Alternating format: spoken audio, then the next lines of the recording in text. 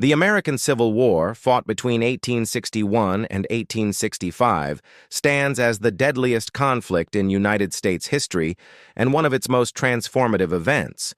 But while it is popularly described as a war fought over slavery, the deeper truth is that it was the culmination of decades of mounting political, economic, and cultural tensions between the northern and southern states.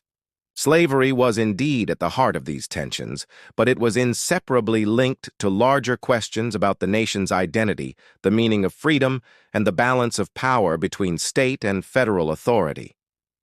In the early decades of the 19th century, the United States expanded rapidly westward, acquiring new territories through purchase, treaties, and war, and each new territory ignited fierce debate over whether slavery should be allowed there. The South, with its economy dominated by large-scale cotton and tobacco plantations that depended heavily on enslaved African Americans, sought to extend slavery into new lands to preserve its political influence in Congress and to protect what it viewed as its way of life.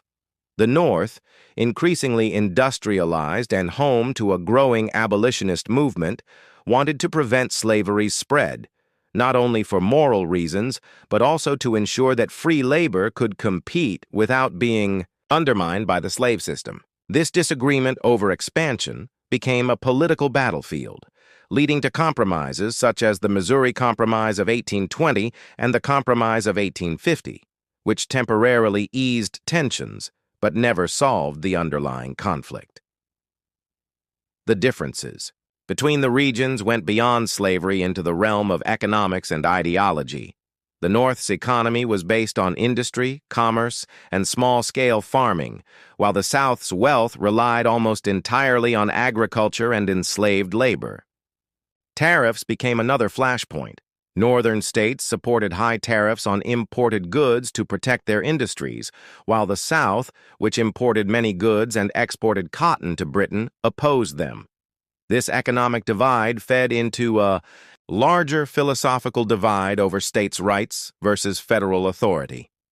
Southern leaders claimed that each state had the right to govern itself and nullify federal laws it found objectionable, while Northern leaders increasingly believed that a strong national government was necessary to preserve the Union. Yet despite these arguments over states' rights, the right most fiercely defended by the South was the right to maintain and expand slavery. By the 1850s, the situation had grown explosive. The passage of the Fugitive Slave Act in 1850, which required citizens to assist in returning escaped slaves to their owners, outraged Northerners and emboldened abolitionists. The Kansas-Nebraska Act of 1854 allowed settlers in those territories to decide for themselves whether to permit slavery, leading to violent clashes known as Bleeding Kansas. Literature like Harriet Beecher Stowe's Uncle Tom's Cabin exposed the brutal realities of slavery to a wide Northern audience, intensifying anti-slavery sentiment. Meanwhile, in the South, many whites feared that the growing hostility toward slavery in the North threatened their economic survival and social order. The 1857 Dred Scott Supreme Court decision, which ruled that African Americans could never be citizens and that Congress had no authority to ban slavery in the territories, further polarized the nation. The election of Abraham Lincoln in 1860 was the final spark. Lincoln, a member of the new Republican Party, was not an abolitionist calling for the immediate end of slavery everywhere, but he firmly opposed its expansion into new territories. To many in the South, his victory signaled the beginning of the end for the slave system. Believing their interests and rights would no longer be protected within the Union, 11 Southern states chose to secede, forming the Confederate States of America. They framed their secession as a defense of states' rights, but Confederate leaders openly declared in speeches and documents that their new nation was founded on the principle of white supremacy and the institution of slavery. The firing on Fort Sumter in April 1861 marked the start of open warfare between the Union and the Confederacy. The war itself would rage for 4 bloody years, claiming more than 600,000 lives, more than all other American wars combined at that point. and leaving deep scars on the nation.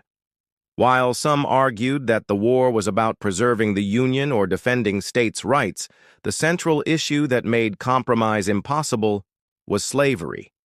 The South seceded because it feared the loss of slavery.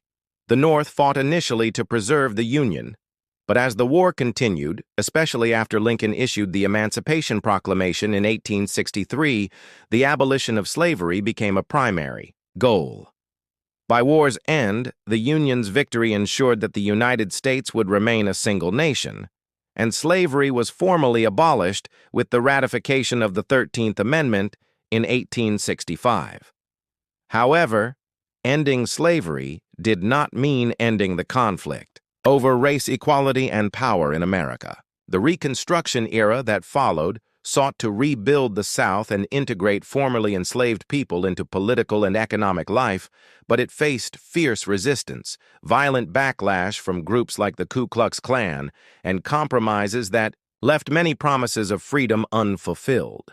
The Civil War had settled the question of whether states could secede and had destroyed the legal institution of slavery, but it also left unresolved issues of racial inequality and federal versus state power that would continue to shape the nation for generations. In truth, the war's real cause, slavery and the vast racial, economic, and political divisions it represented, still casts a long shadow over American history, making it not just a story of the past, but a lens through which to understand the country's ongoing struggles with unity, justice, and the meaning of freedom.